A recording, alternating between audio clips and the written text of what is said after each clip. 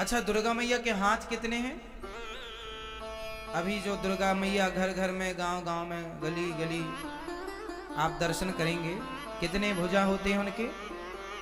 8 हाथ क्यों हैं दुर्गा मैया के? दुर्गा मैया के 10 हाथ क्यों नहीं है? जब 9 रूप हैं तो 18 हाथ होना चाहिए। 8 हाथ क्यों हैं? 10 क्यों नहीं है? या 6 क्यों नहीं है?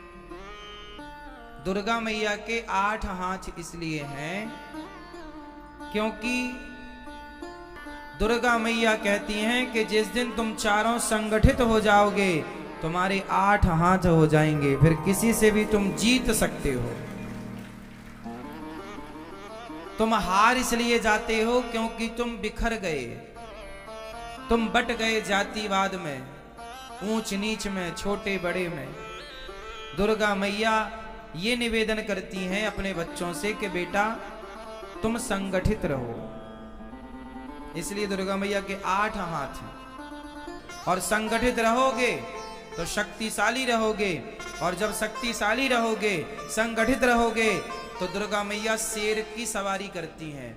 तो जो संगठित है, जो प्लानिंग से काम करता है, वो शेर को भी बस में कर सकता है, शेर की सवारी कर सकता है। इसलिए दुर्गा मैया शेर पर सवार है।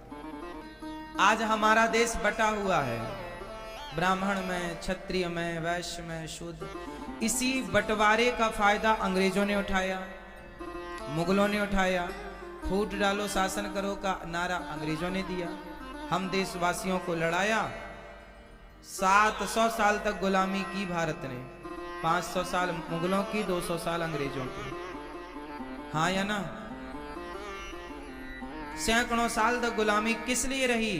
क्योंकि आप आपस में लड़ते रहे, मैं बड़ा हूं, मैं छोटा हूं, मैं ये हूं, मैं वो हूं। जबकि तुम चारों भाई हो, ब्राह्मण, क्षत्रिय, वैश्य और शूद्र, चारों एक बाप की संतान हैं। चारों के पिता कौन हैं? जोर से बताओ, ब्राह्मणों के पिता कौन? जोर से कौन? ब्राह्मण किसके पुत्र हैं? हाँ, भगवान के, भगवान के मुख से ब्राह्मण। क्षत्रिय किसके पुत्र हैं? भगवान की भुजाओं से क्षत्रिय का जन्म। वैश्य किसके पुत्र हैं? भगवान के जंघाओं से। और शूद्र किसके पुत्र हैं? भगवान के चरणों से। तो चारों एक ही बाप की संतान है या नहीं? अब ब्राह्मण है मुंह, क्षत्रिय है भुजा, वैश्य है जंघा और शूद्र है चरण। अब ये बताओ कि आपके शरीर में मुंह, जंघा, भुजा और पांव, चरण, इन चारों में सबसे अधिक महत्वपूर्ण क्या है? क्या एक के बिना भी गुजारा हो सकता है? बोलो। मुख के बिना भी गुजारा नहीं होगा तो भुजाओं के बिना भी गुजारा नहीं होगा। पांव, जंघाओं के बिना भी गुजारा नहीं होगा। जंघाएं नहीं होंगी तो खड़े होने की शक्ति कहां से रहेगी? और पांव नहीं होंगे तो चलेंगे कहां से? मतलब शरीर में जितना आवश्यक मुख है उतना ही आवश्यक पांव है। बोलो हाँ। एक को काट लिया जाए, एक को हटा दिया जाए तो आप अधूरे हो जाएंगे। आप पूरे तब हैं जब चारों आपके साथ हैं। उसी प्रकार हिंदू तब पूरा माना जाएगा जब चारों ब्राह्मण, क्षत्रिय, वैश्य, शूद्र संगठित हो, तब वो हिंदू है। यदि बिखरा है तो वो हिंदू नहीं है। हर स्त्री 4 रूपों में पूजी जाती है। प्रत्येक नारी के 4 रूप होते हैं। एक रूप है पुत्री का, प्रथमम शैल पुत्री। पहला रूप क्या है? प्रथमम शैल पुत्री च। प्रथमम, पहली कौन है वो? बेटी। किसकी? पिता की। पहला रूप है पुत्री। दूसरा रूप है बहन। तीसरा रूप है पत्नी और चौथा रूप है मां। है ना? कितने रूप हो गए? फिर मौसी, दादी, नानी, फूफा, फूई बन जाना अलग विषय है। वो सब अलग सब्जेक्ट हो गए, लेकिन विशेष 4 रूप होते हैं स्त्री के। आप माँ भी हैं, आप बेटी भी हैं, आप पत्नी भी हैं, आप बहन भी हैं। तो आप 4 रूपों में समाज में दिखती हैं और चारों रिश्तों को आप फॉलो करती हैं, निभाती हैं, उन्हें सहेज के रखती हैं। हाँ या ना? तो 4 रूप जब आपके हैं तो आपके हाथ कितने हो गए? 8। तो प्रत्येक नारी को दुर्गा ही कहा गया है। तुम अष्टभुजाधारी तुम ही तो हो। जो एक पत्नी का भी कर्तव्य पूरा करती है, एक पुत्री का कर्तव्य भी पूरा करती है, एक बहन का धर्म भी निभाती है और एक माँ का कर्तव्य भी बड़ी निष्ठा से पूरा करती है। एक माँ, एक पत्नी, एक स्त्री ना चारों रिश्तों को निभा के चलती है। अधिकांश स्त्रियां तो निभाती हैं, कुछ ना निभाएं वो अलग सब्जेक्ट है, कुछ की बात नहीं करते हम। क्यों जी? सही है। हर जिम्मेदारी, रक्षाबंधन आएगी तो भाई की तरफ भागेगी, करवा चौथ आएगी तो पति की तरफ,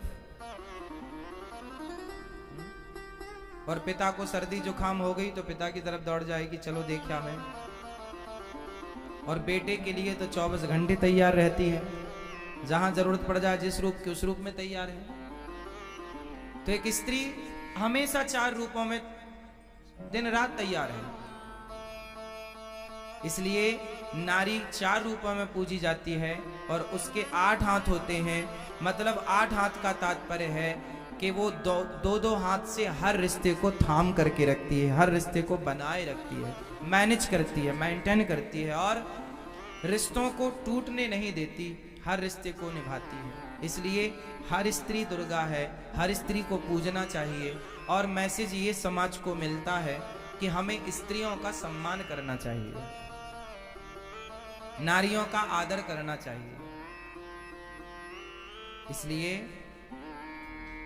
आज सब लोग अपने घर में माता जी कोई कलश स्थापित करता है, कोई जवारे बोता है ना, कोई मंदिर में जाकर मां भगवती के चरणों में जल अर्पण करता है, कोई अपने ढंग से भगवान दुर्गा मैया की लोग पूजा पाठ करते हैं। कोई अभी गांव-गांव में, शहर में लोग माता जी बिठाएंगे, बढ़िया पांडाल बनता है, माता जी को बिठाते हैं, आरती पूजा, भक्ति भाव का माहौल हो जाता है। इन दिनों लोगों के विचार भी पवित्र हो जाते हैं।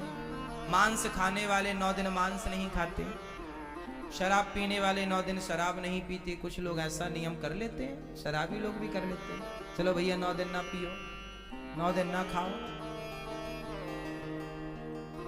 ऐसा मतलब ये पूरे प्रकृति को ना एक पॉजिटिविटी देने वाला समय है। 9 दिन मतलब शराबी भी 9 दिन शराब नहीं पीता, इसका मतलब क्या है? ये इन दिनों का ही तो प्रभाव है।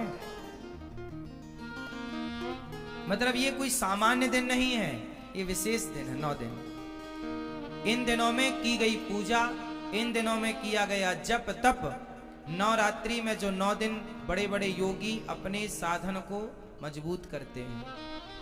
ये 9 दिन आप जो भी सिद्ध करेंगे, जो भी जप तप पूजा करेंगे, वह सिद्ध होगी। इसलिए 9वीं सिद्धिदात्री च